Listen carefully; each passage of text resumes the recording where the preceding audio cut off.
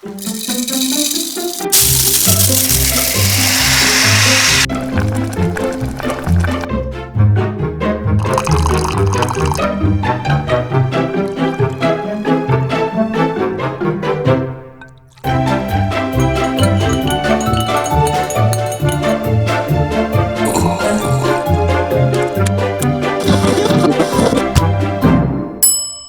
morning, greetings. Thank you, Camila. Thank you so much for the introduction. Hope you are doing well on this fine, sunny Saturday morning. I was a little worried because I have the blinds here, they're closed, but I had streaks down my face of the sunlight coming through. Lovely warm weather. This is the time of year Melissa and I used to come down, end of September, beginning of October, just to enjoy Florida a bit long before we actually moved here. So, this is my favorite time of year. So I'm glad you're here. Let's start the weekend with a musical mindset, something just to kickstart our weekend off, maintaining music in our minds. But the thing is that I want to talk about today, very interestingly, is actually the fact that there's more to culture than respect. Now, this is the last in the series of There's More To. We've done 3 other ones so far about that. There's more to music than music, for example, was last week's. But this one is a little broader and may seem a little vague, but it's absolutely fascinating. So I was also impressed a couple of weeks ago. We actually had something like 256 people watching this weekend Prelude. So hopefully, if you do find today's topic interesting, then you'll share this video later on, and we'll get just that many, if not more, watching this one as well. So what the heck do I mean by there's more to culture than respect? This topic actually grew out of a quote from Quincy Jones, and it kind of, initially I loved it. I absolutely was attracted to this, and I think there's a lot of truth into what Quincy Jones says, but then it got me thinking, and I was like, there's more to it than this. But this is the quote that I came across. Quincy Jones said, "Not one drop of my self-worth depends on your acceptance of me." And I love that in so many ways. That the worth that I give myself has no bearing or is not influenced in any way by what you think of me. Isn't that interesting? And I think as classical musicians that we often struggle with this. In fact, I think most musicians do. That we're so used to performing and getting that round of applause and all that kind of stuff that we think perhaps, we don't have any value or worth in the world if we're not having large crowds and lots of loud applause and cheers and stuff.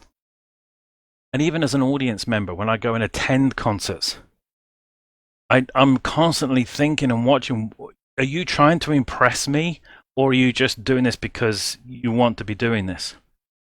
So initially, I liked this quote from Quincy Jones, that my self-worth is not dependent on whether or not you like what I say or do. Okay, it's your choice to think of the way you think of me. It's my choice to think of me the way I think of me, and that's it. That's the bottom line. But then I started thinking there's more to it than that. There's more to what culture is. Now, one of the most frustrating things that I've come across recently is the fact that a lot of culture, people seem to misinterpret. What they say is that, or they seem to think that they are recipients of culture.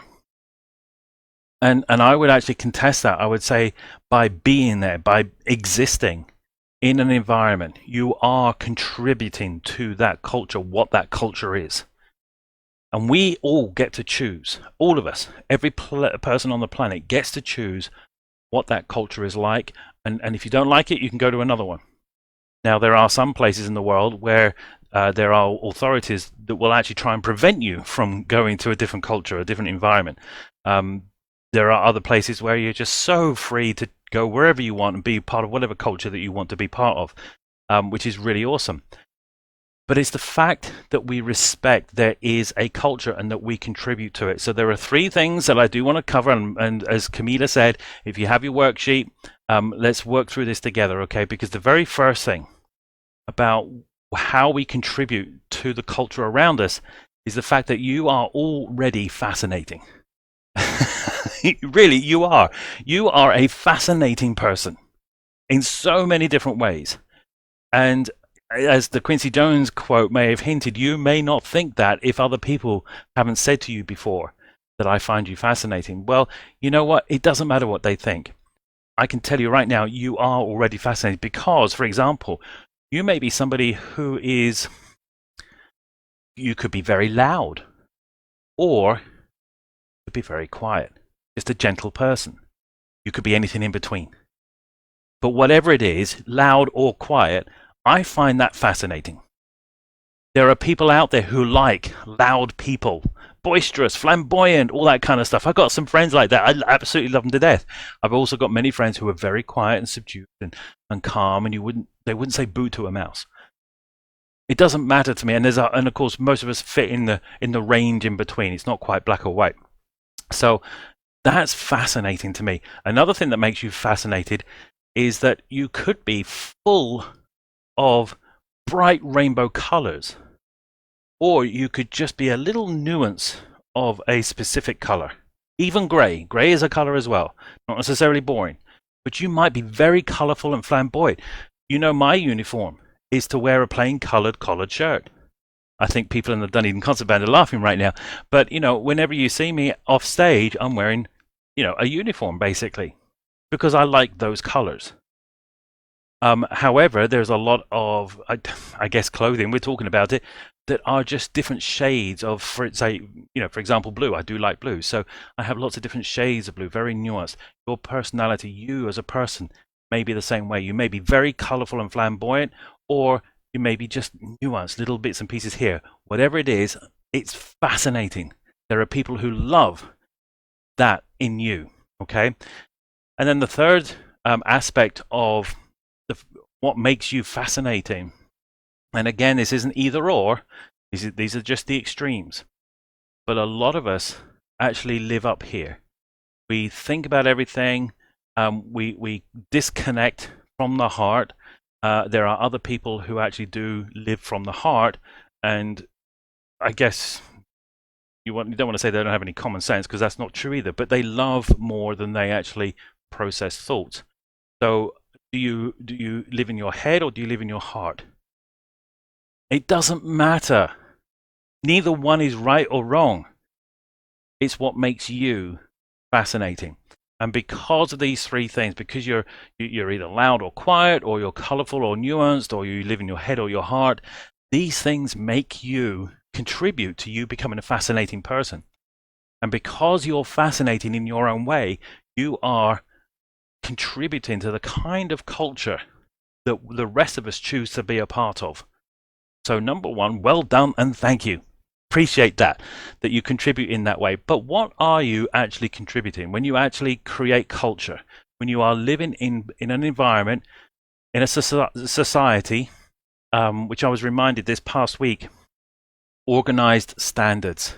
That's what makes a society. We are the Dunedin Music Society. We have organized standards.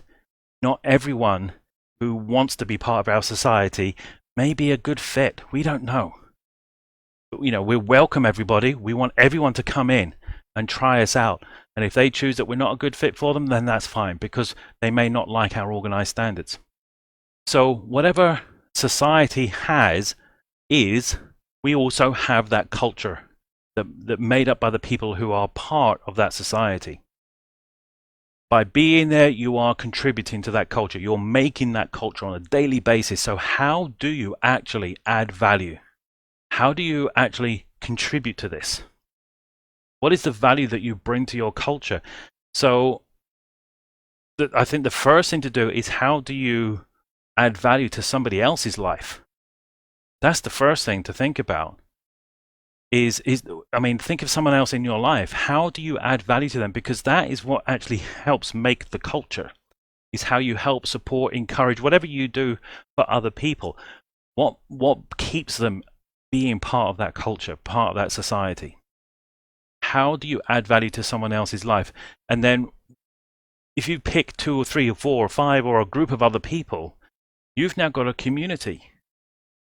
So not only are you adding value to someone else's life in your culture, but that culture now includes how are you adding value to that community as a whole. I love this. I find this so fascinating. This is so exciting to me. This is why I choose to live where I choose to live. And we can all do the same thing because we all contribute to other people's lives and we contribute to the community. And therefore, we are contributing to culture. We are adding value to the culture that we make on a daily basis. Now, of course, right now, we're hotting up with our political scene. Politics is just one small part of culture. All right, let's keep it in perspective. I think probably 23 hours of our days these days are taken up with politics going on. And I don't know what your ideology is. I don't know what, we're not going to get into that. You're going to find that out soon as well. Whatever your politics are, keep it in perspective. It's an important part, but it's a small part of the culture that we choose to make every single day. And then the third thing that I wanted to discuss, this is a really short session today, but it's power packed. I'm really enjoying this. The third thing about there's respecting culture, and in fact, there's more to culture than just respecting the fact that there is a culture. You are a fascinating person already. You do add value to the culture that you're in. But let's get specific. We are the Music Society. Let's talk about music itself. Different people share different music. Now, it doesn't matter if you're a performer or an audience member, if you're a performer or a listener, it doesn't matter. You have musical tastes, you have musical discoveries. And the only way that music survives, and we've already explored this before, is that you share that music with other people. It is a way to communicate. It is a way for you to deal with your emotions. Even on a Saturday morning at 8:15, I'm up, trying to get myself psyched up and woken up to present to you today. So we all share different kinds of music. The thing about a culture, a healthy culture, and I hope you would want to exist in a healthy culture, is that something we cherish, that a healthy culture cherishes, is actually curiosity. Curiosity is cherished in healthy cultures. Meaning, let's try and listen to a different type of music. Let's try listening in a different way. It doesn't all have to be tech. It doesn't all have to be like this, like that, the other thing. There are certain protocols that are expected. Okay, generally across the board, there's a norm. There's a normal expectations of how, for example, an audience might behave in a concert. But that doesn't always have to be. It certainly wasn't always the case. In fact, you know how in classic, a lot of orchestral concerts, they don't want people clapping between the movements of a symphony, for example. That tradition, that expectation is less than 100 years old. All the old folk, all the old composers from years gone by, they expected cheers and wolf whistles and clapping and whatever else throughout the concerts that they did. Not just even in between the movements, but throughout. So that's something that's changed. Our culture has introduced a new tradition there, and there are times when it's appropriate and times when I don't think it's appropriate. But being curious as to why is that a tradition, and whether or not you like it, we can keep it, we can not keep it. We can keep it for some things and not other things. But that curiosity is absolutely essential for a healthy culture. If you want to live in a healthy culture, be curious, okay? Something else that I really like and enjoy about a good, healthy culture that I choose to live in is the fact that people care about each other.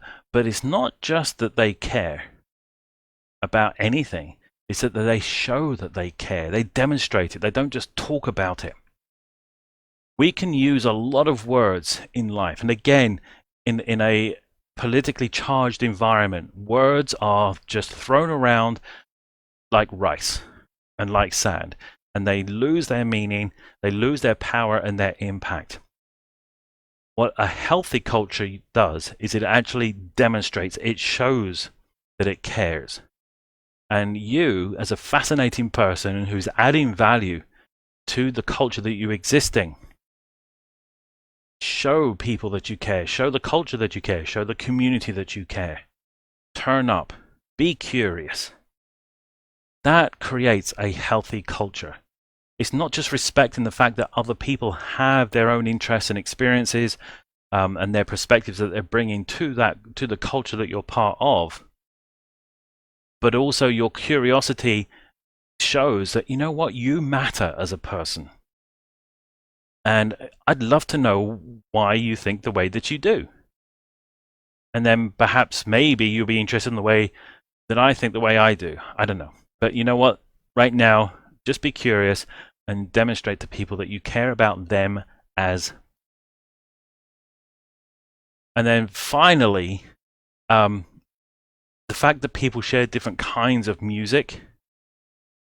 And I guess the show that you care means that you may actually be in a culture where other people like a different kind of music, completely different to you. Well, it doesn't make it bad. It doesn't make them any worse or better than you as an individual. Just appreciate the fact that they are engaged in music, that they actually have a music style that they like. It would be nice if they explored other styles, and maybe they have, and maybe they've chosen they don't like it, and that's fine. But being curious as to why they like a specific style, as opposed to what you like, shows that you care.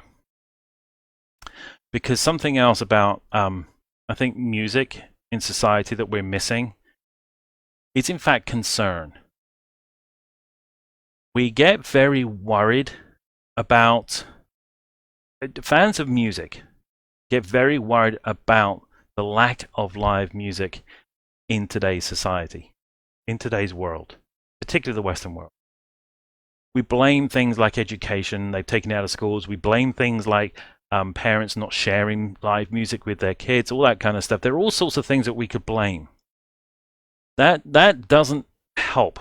That culture of blame really distracts from a healthy culture, a healthy environment.